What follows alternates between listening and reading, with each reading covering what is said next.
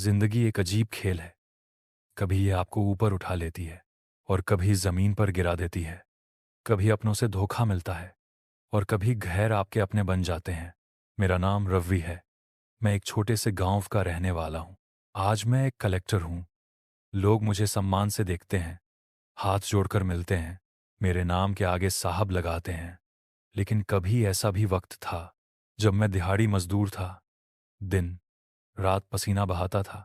जेब में फूटी कौड़ी तक नहीं थी। मेरे पास उस वक्त सिर्फ एक ही चीज थी, एक सपना। यूपीएससी क्लियर करने का, बड़ा आदमी बनने का, माँ का सिर फख्र से ऊंचा करने का। लेकिन उस सपने की राह में एक ऐसा धोखा छुपा था जिसने मेरी पूरी जिंदगी बदल दी। ये कहानी है मेरी पत्नी सुमन की, उसके छोड़ जाने की, मेरी तन्हाई की, मेरी मेहनत और फिर मेरी जीत की। आज मैं आपको वो सब कुछ सुनाऊंगा, जैसा हुआ वैसा ही, बिना लाग लपेट, बिल्कुल दिल से। मेरी शादी सुमन से हुई थी।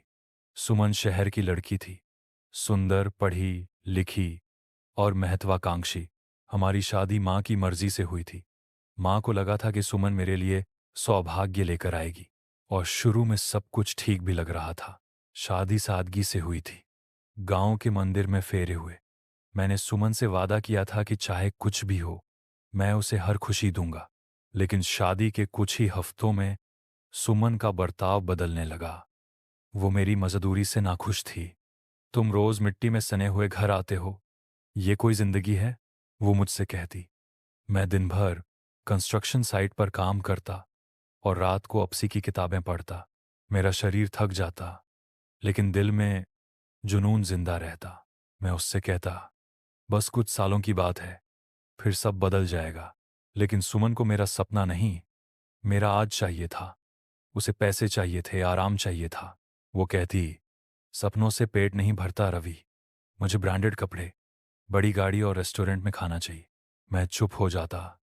हर रोज उसकी बातें मुझे अंदर ही अंदर तोड़ती थीं। लेकिन फिर भी मैंने हार नहीं मानी, क्योंकि मुझे उससे मोहब्बत थी। एक दिन मैं काम से लौटा तो देखा दरवाज़ा खुला है, घर सुना पड़ा है। सुमन चली गई थी। टेबल पर एक चिट्ठी रखी थी। रवि, मैं तुम्हारे साथ नहीं रह सकती। तुम सिर्फ सपने दिखाते हो, जिंदगी नहीं। तुम एक हारने वाले इंसान हो। मैं अपनी जिंदगी बर्बाद नहीं कर सकती। अलविदा। मैं बैठ गया, चुपचाप, कुछ बोल नहीं पाया। आंखों से आंसू खुद गिरते रहे। जिस औरत को मैंने अपना सब कुछ माना, उसने मुझे छोड़ दिया। उस वक़्त जब मुझे उसकी सबसे ज़्यादा ज़रूरत थी। उस रात मैं छत पर बैठा रहा, आसमान को देखता रहा। ठंडी हवा चल रही थी, लेकिन अंदर से मैं जल रहा था। माँ की बातें याद आईं। बेटा, ये दुनिया तब तक तेरा मजाक बनाएगी जब तक तू उन्हें दिखा न दे कि तू क्या कर सकता है। अगली सुबह मैंने किताबें उठाईं, उस चिट्ठी को अपनी जेब में रख लिया, ताकि हर बार जब मेरा मन हार मानने को कहे, मैं वो शब्द पढ़ सकूं और खुद से कह सकूं, अब तुझे जीतना है, किसी और के लिए नहीं, खुद के लिए। सुमन के जाने के बाद जिंदगी बदल गई थी। घर में सन्नाटा था। हर चीज उसकी याद दिलाती थी। मैंने उसके सारे कपड़े, चप्पल, मेकअप, सब एक बोरे में भरकर जला दिए। मैं रोज सुबह जल्दी उठता, दौड़ पर जाता, फिर काम पर, शाम को लाइब्रेरी में जाकर पढ़ाई करता। थकान होती थी, लेकिन मैं रुकता नहीं था।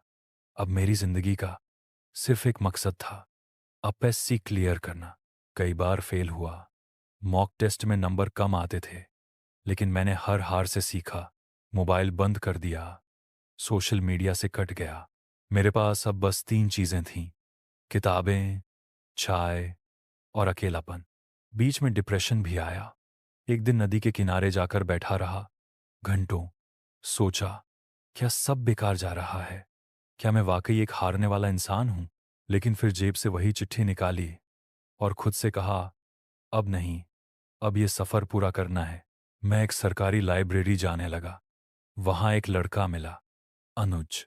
वो भी यूपीएससी की तैयारी कर रहा था। उसने मुझे गाइड किया, नोट्स दिए और कहा, तू एक लड़ाकू है रवि, तुझे बस सटीक वार करना है। मैंने पढ़ाई को अपना इबादत बना लिया। दिन में 12,014 घंटे पढ़ता, हर सब्जेक्ट की गहराई में गया। हर दिन खुद को और बेहतर करने की कोशिश करता। 3 साल ऐसे ही बीत गए। दिन, रात, तीज, त्योहार, सब UPSC के नाम। कोई दोस्त नहीं, कोई रिश्तेदार नहीं। फिर वो दिन आया जिसका इंतज़ार था, UPSC का रिजल्ट। सुबह 11 बजे रिजल्ट आया। मैंने कांपते हाथों से रोल नंबर डाला। स्क्रीन पर जब अपना नाम देखा तो कुछ पल के लिए सांस रुक गई। फिर आंखों से आंसू बह निकले। मैंने माँ की तस्वीर उठाई। माँ, तेरा बेटा जीत गया। तेरा सपना अब मेरा ओहदा बन गया। मुझे जिस जिले में पोस्टिंग मिली वो वही शहर था जहां सुमन ने मुझे छोड़ा था।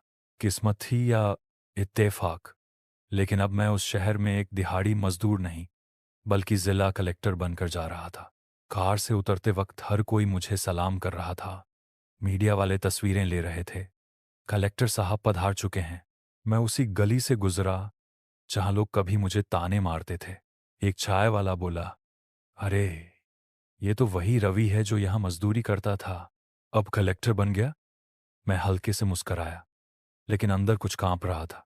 मैं उस घर के सामने भी रुका जहां मैं और सुमन रहते थे। वो घर अब पुराना और वीरान लग रहा था। दरवाज़ा बंद था, लेकिन यादों की खिड़कियां खुल चुकी थीं। एक दिन मैं एक सरकारी राशन वितरण कैंप में निरीक्षण के लिए गया। लोग लाइन में खड़े थे। सबके चेहरों पर थकान और उम्मीद थी। तभी मेरी नज़र एक औरत पर पड़ी। वो झुकी हुई थी, आंखों में शर्म थी, कपड़े पुराने थे, और वो थी सुमन। उसने भी मुझे देख लिया। उसकी आंखों में पहचान थी। मैंने उसकी तरफ देखा, पर कुछ नहीं बोला। वो सामने आई, हाथ जोड़कर बोली, रवि। मैंने बस एक शांत सी मुस्कान दी। मैडम, यहाँ सबके लिए राशन बराबर है, चाहे वो मेरी पहचान वाले हों या नहीं। सब लोग हैरान थे। उसे लगा मैं उसे अनदेखा कर रहा हूं। पर असली बात यह थी कि मैं उस इंसान से बात नहीं करना चाहता था जो कभी मेरी जिंदगी का हिस्सा था, पर मेरे दर्द में मेरा साथ नहीं दिया। अगली सुबह वो मेरे ऑफिस के बाहर खड़ी थी। उसने रिसेप्शनिस्ट से कहा, मैं रवि से मिलना चाहती हूँ। उसे अंदर बुलाया गया। मैं अपनी कुर्सी पर था। उसने अंदर आकर हाथ जोड़े। मुझसे गलती हो गई रवि। मैं अंधी हो गई थी। मुझे सिर्फ पैसा चाहिए था, प्यार की कदर ही नहीं की मैंने। मैं चुप रहा। उसने रोकर कहा, मुझे माफ कर दो। अगर चाहो तो मैं फिर से अपनी जिंदगी तुम्हारे साथ शुरू कर सकती हूँ। मैं उसकी आंखों में देखता रहा।